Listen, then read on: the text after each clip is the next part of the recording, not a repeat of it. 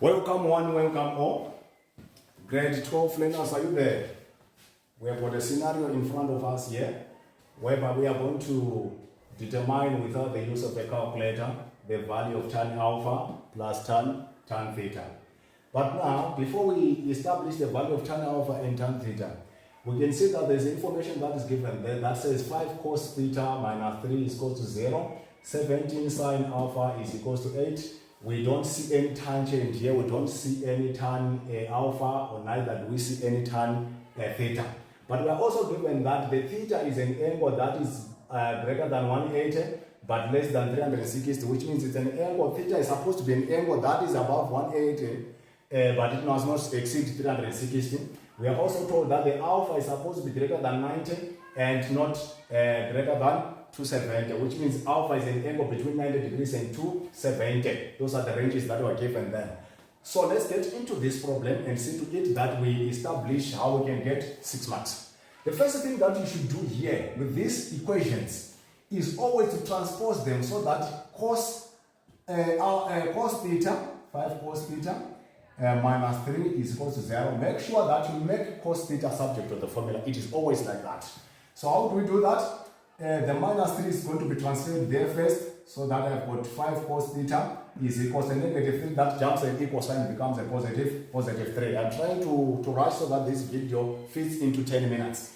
So we are going to divide both sides by 5. We divide both sides by 5, so that this 5 and this 5 cancel each other. We are left with the cos theta being equal to 3 over 5. We leave it there for now. We move to the second equation. It says 17 sine alpha is equal to 8. We divide both sides again by 17 here, so that we are left with a sine alpha that is equated to 8 over 17. Here we are. We've got our cos theta, we've got our sine alpha, but the question asks us to determine the sum of tan alpha and tan theta. It is not talking about the cosine and the sine, but this is going to help us to establish what is being asked. Remember, these ratios, the cosine ratio from our grade 10 mathematics says the cosine of an angle is adjacent, is given by a ratio that says adjacent over hypotenuse. So from this information, our 3 becomes our adjacent, our 5 becomes our hypotenuse. The same applies if we remember our sine ratio. Sine ratio is given by opposite over hypotenuse. So according to what we have established here, our 8 is therefore our opposite, our 17 is therefore our hypotenuse. Where are we going with this? Where is this taking us to?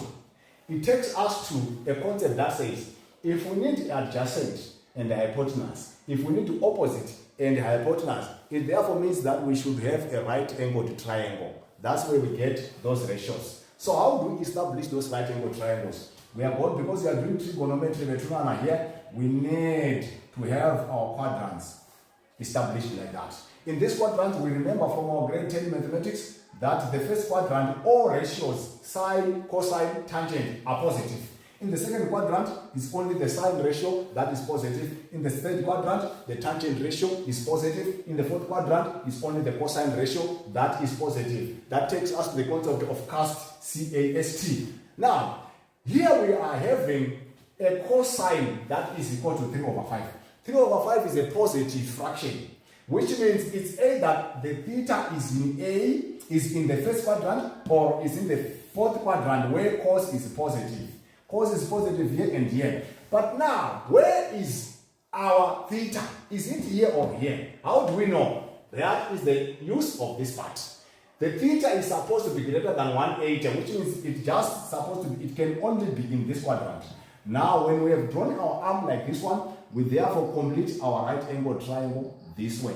Now, this is our right angle. Therefore, this angle that we have here, it therefore becomes our theta. According to the information that we have established here, our adjacent side of this right angle triangle is this side, is equals to 3. Where is that 3 coming from? There it is. Our hypotenuse of this triangle is 5, which is this side. So we need to establish the length of this side.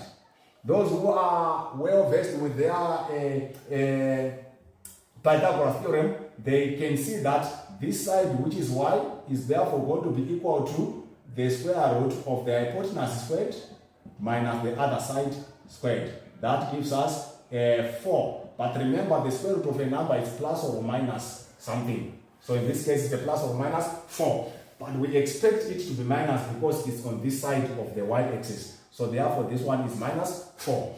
What does that help us with? It tells us that now we've got a complete right angle triangle. What does a complete right angle triangle do for us in this scenario? It helps us to establish tan alpha. How? Tan of an angle is equals to opposite over adjacent. Do we have an opposite side here? Yes, we have. What is its value? Minus 4.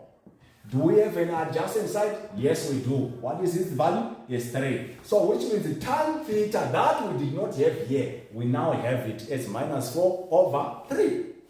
Then we now want to establish tan alpha.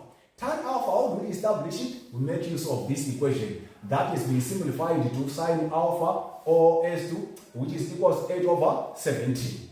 Now we know that our sine of an angle is opposite over hypotenuse. But remember, our sine here is 8 over 17, which means it is positive. So if it is positive, it's a positive fraction. Where do we get a positive sign? We get it in the first quadrant or the second what? Quadrant. Where exactly do we pick? The information is here. Alpha is an angle that is greater than 90. Therefore, it cannot be in the first what? Quadrant. It can only be in the second what? Quadrant. We draw our arm like that. We complete our right angle triangle this way. This angle now becomes our alpha. Then we are told that the opposite side in this of this angle is 8 units long, and the hypotenuse of this right angle triangle, which is the longest side, is 17. Now we need to establish the third side. How do we establish the third side? Pythagoras comes again. The hypotenuse is squared minus the shorter side what? Squared again. So how are we going to go about it? If we find this information in our calculator, we are going to establish that this gives us what? A 15. Therefore, we are going to write the 15 here. But remember, the square root of a number is positive or minus something. Our x on this side is a negative number. That gives us a negative 15. What does that help us with? It therefore helps us to establish tan alpha. How do we go about it? Tan alpha is equals to the opposite side over adjacent. According to this triangle, the opposite side is 8. The adjacent is minus 15. Now we have got our tan alpha, we have got our tan theta. We are going to add the two values so that we establish, we determine what is asking. Tan alpha plus tan theta, therefore is going to be equal to 8 over minus 15 plus negative 4 over 3. If we punch this information in our calculator, we are going to establish that this gives us minus 28 over 15. And this how we collect the 6 marks which are asked here. We'll meet again when we do the other question. Thank you.